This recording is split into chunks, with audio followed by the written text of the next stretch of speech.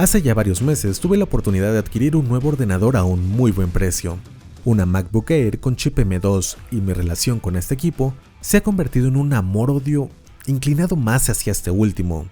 Y es que después de estos meses, solo puedo decir que detesto macOS. Y si lo que estás buscando es un video cargado de reclamos contra la empresa de la manzana, este es tu video. Pero también tenemos un poco para otros fabricantes, así que comenzamos.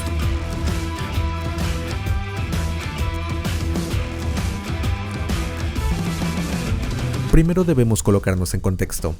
Esta no es la primera vez que utilizo una Mac, pero sí es la primera vez que es un equipo propio. En las anteriores ocasiones solo habían estado en mis manos para reparaciones rápidas, actualizaciones manuales o como equipo de algún compañero que he tenido que utilizar para realizar trabajos escolares. Ahora bien, en repetidas ocasiones en este canal he mostrado mi apatía por los productos de Apple y en particular por los iPhone, equipos que definitivamente nunca tendría.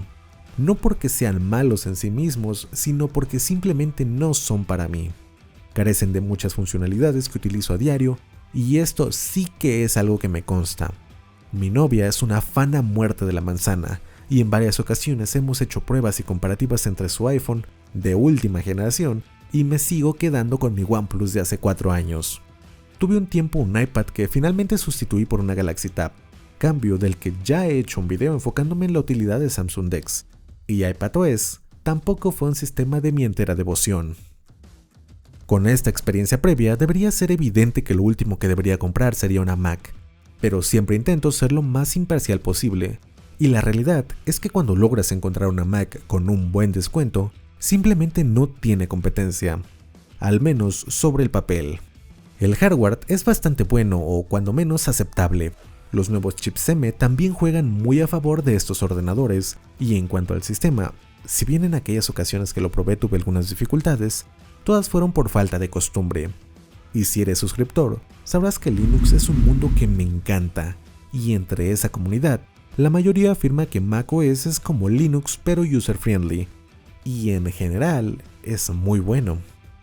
Así que cuando se presentó esta oportunidad no lo dudé ni un momento, y sacrifiqué la Galaxy Tab por un ordenador que además me sería mucho más útil para trabajar estando fuera de casa.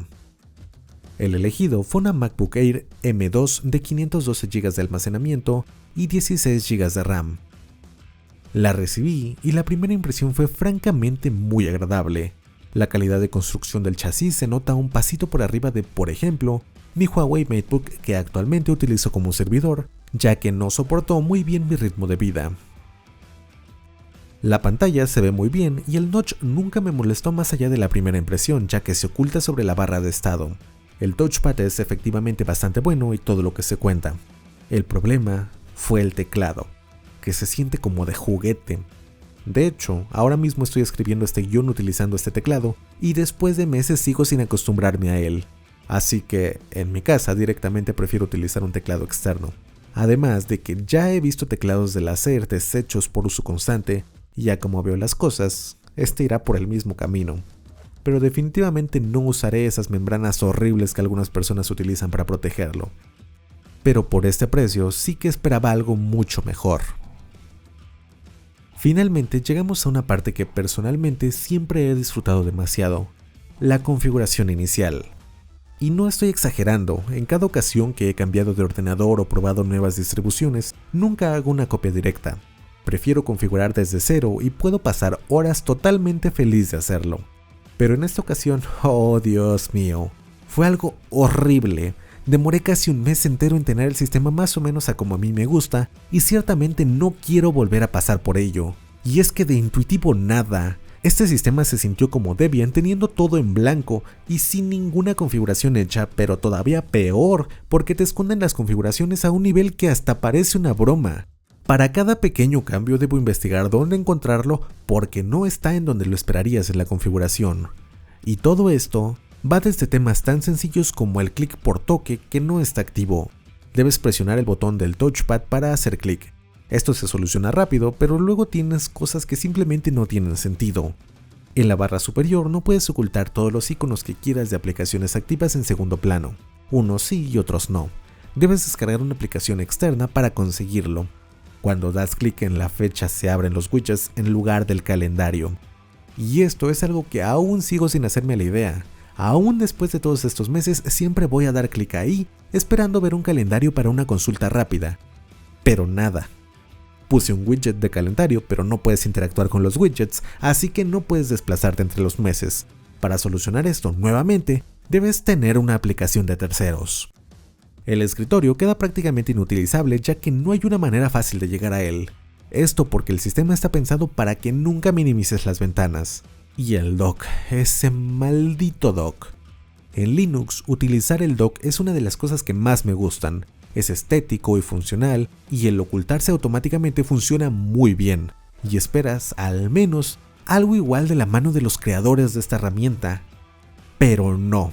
Dejarlo siempre visible me parece un total desperdicio de espacio, pero es que con la función de ocultar automáticamente a veces funciona, a veces no, y cuando sí lo hace a veces funciona perfecto y a veces demora lo que para mí es una eternidad.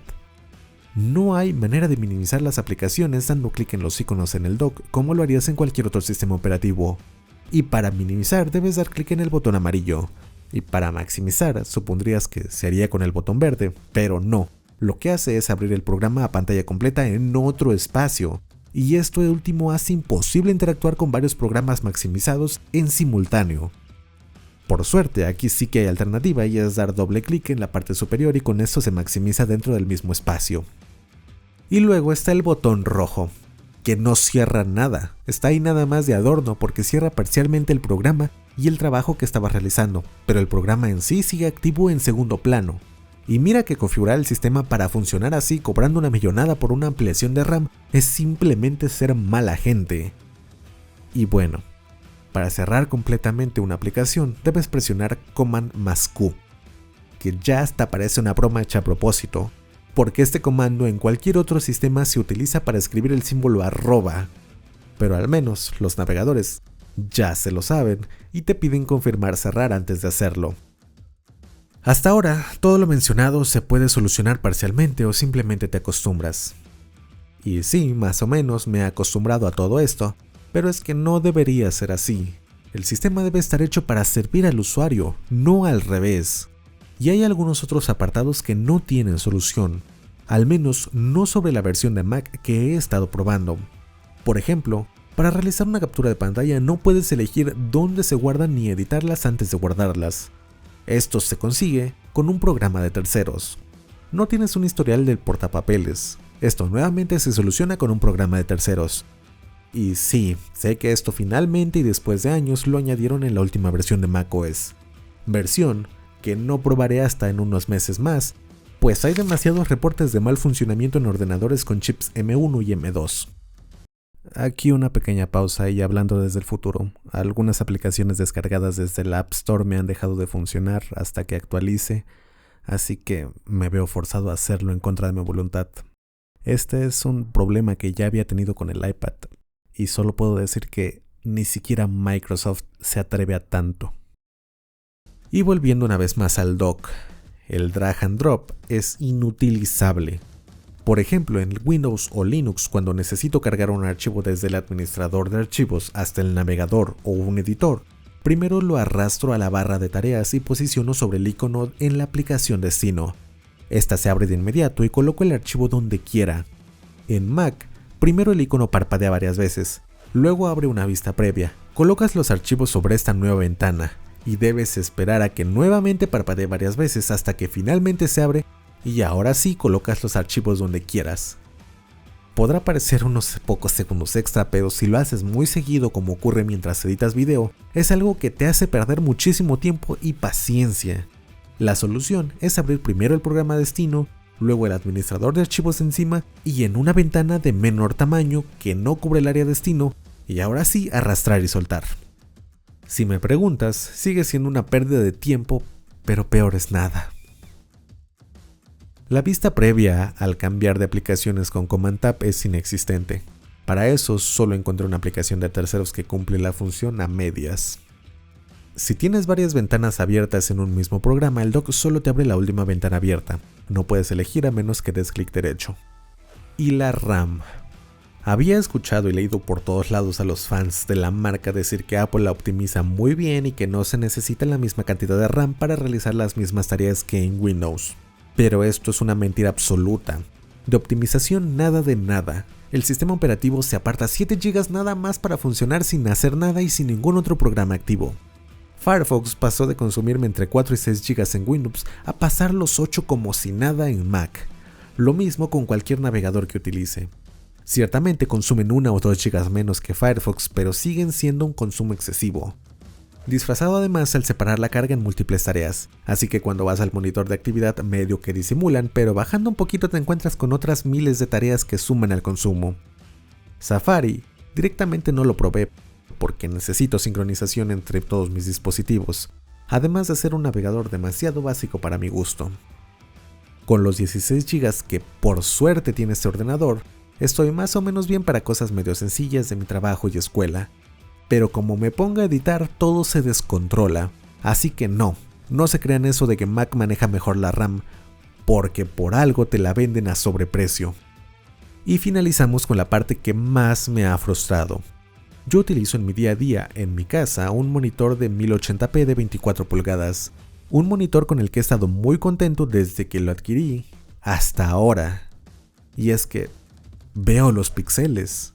En Windows hay una opción que, sinceramente, mientras escribo esto no recuerdo cómo se llama, pero que permite forzar un rescalado y tamaño de la interfaz como si tuvieras un monitor de más píxeles, y que además suaviza los bordes haciendo difícil que notes los píxeles a menos que pongas mucha atención. Pero no he podido conseguir esto de ninguna forma con Mac. Busqué en foros, probé muchas configuraciones, programas de terceros como Better Display que ayudó un poco, pero no lo solucionó por completo. Pedí ayuda en múltiples foros, ayuda en una IA y simplemente me fue imposible. Perdí una cantidad de horas exagerada tratando de resolver esto y no pude. No pienso cambiar de monitor solo por esto, así que con el dolor de mi corazón y mis ojos, procedí a utilizarlo así hasta acostumbrarme. Y tras todos estos meses he aprendido a ignorar esos horribles bordes de sierra, pero no debería ser así. Y sé que no es un problema del monitor porque este problema no existe al momento de reproducir videos. Pero bueno, ahora que me he desahogado, hablemos de las cosas buenas y de por qué seguiré con esta computadora. Lo primero y más evidente es que ya gasté dinero en ella. Dinero que no me sobra y que no recuperaría en reventa. Pero la verdad es que aunque esto no fuera ningún problema, me lo pensaría mucho para cambiarla. Y es que sí que cumplió con mis expectativas en la parte más esencial, la excelente relación portabilidad, precio, potencia y batería. Y a ver, también es una gran mentira que sea ultra portable. Mi Huawei, que no se promociona como tal, pesa más o menos lo mismo, aunque la Mac sea más delgada, pero ciertamente pesa mucho menos que equipos con una potencia similar en Windows, en donde la necesidad de una refrigeración mayor las hace más pesadas y voluminosas. Sé que existen alternativas como las Asus ZenBook, pero están a precios similares o incluso más caros que las MacBook Air, y simplemente no están al nivel de rendimiento para actividades como edición de video. El chip M2 se ha comportado bastante bien, considerando el poco consumo y que ya tiene sus años de antigüedad, salvo en alguna que otra tarea pesada como la edición en 4K, pero vamos, la única manera de ganarle, por menos de $900, es con una PC ensamblada por ti mismo que evidentemente no es muy portátil. De hecho, en este apartado estaría fascinado de no ser por la enorme limitante que representó para mí esta poca cantidad de RAM, que además no es ampliable. Y esta experiencia todavía no se consigue en Windows, si bien van por buen camino con los nuevos productos de AMD y en menor medida de Intel, que no con los de Qualcomm, que de hecho ya hice un video quejándome de esto. Todavía tienen trabajo que realizar y precios que disminuir. Luego, si bien me he quejado mucho del sistema, la popularidad de estos equipos juega muy en su favor, habiendo una gran cantidad de programas de terceros que solucionan la mayoría de problemas, y aquí quiero destacar a Raycast, que curiosamente no he encontrado recomendado en ningún lugar más que en un subreddit en inglés, y se me hace muy raro ya que veo que sí tienen una buena comunidad detrás, siendo más o menos popular y la herramienta en sí es muy buena, así que tal vez le haga un video dedicado. Pero ojo, es cierto que hay muchas pequeñas herramientas que solventan las carencias de este sistema, Pero es que esto no debería ser así. Es responsabilidad de Apple entregar estas herramientas y evitarle a sus usuarios el tener que buscar por fuera o incluso arriesgarse a instalar algún malware. Y siguiendo por la misma línea, al ser un sistema tan popular, absolutamente todos los programas que utilizo en Windows tienen una versión para Mac, y a diferencia de Linux, no tuve la necesidad de buscar sustitutos, y esto es algo que valoro muchísimo. Tengo entendido que esto no aplica para todos, así que si necesitas de un programa muy especializado, primero investiga si está disponible para Mac. Y en conclusión, y para no seguir alargando este video, resulta que este ordenador es lo más cercano que existe a mi alcance de un ordenador potente y portable con buena duración de batería, y por lo tanto lo seguiré utilizando, y cuando llegue el momento de actualizar de equipo decidiré en función del avance de las propuestas del resto de empresas y mis necesidades futuras, porque ciertamente lo mejor que podemos hacer es comprar con la cabeza y siguiendo la lógica, no el fanatismo por una marca, porque es bien sabido que a las empresas lo único que les interesa es seguir vendiendo y exprimiendo sus usuarios, tanto como estos lo permitan. Y hasta aquí mi experiencia. Si te gustó o te sirvió el video, dale like o si lo prefieres, suscríbete. Hasta la próxima.